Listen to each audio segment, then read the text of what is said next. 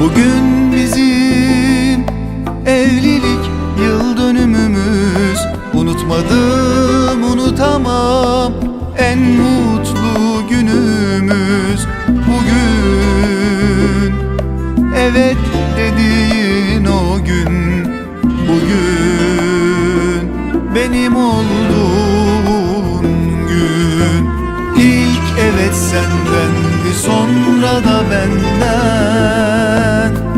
Bir ömür seninle beraber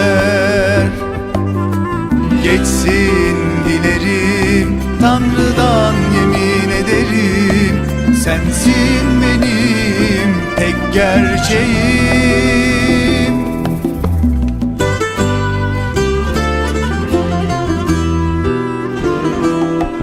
Nice nice yıllara, bir ömür mutlulukla, ilk günkü o aşkla. Seviyorum seni, seviyorum seni, seveceğim her zaman. Nice nice yıllara, bir ömür mutlulukla, ilk günkü o aşkla. Seviyorum seni, seviyorum seni, seveceğim sonsuza kadar.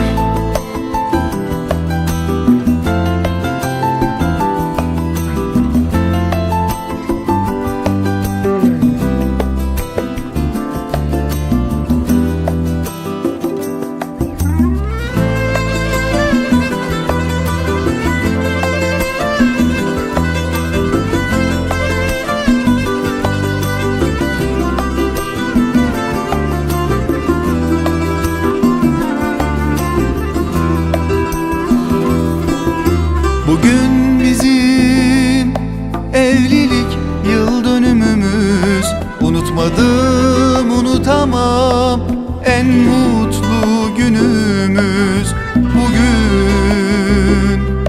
Evet dediğin o gün, bugün benim olduğun gün. İlk evet sendendi, sonra da benden.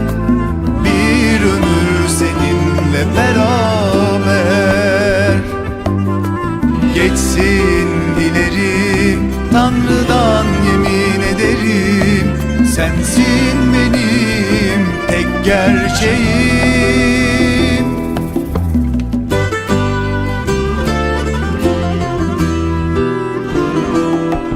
Nice nice yıllara, bir ömür mutlulukla, ilk günkü o aşkla. Seviyorum seni, seviyorum seni, seveceğim her zaman.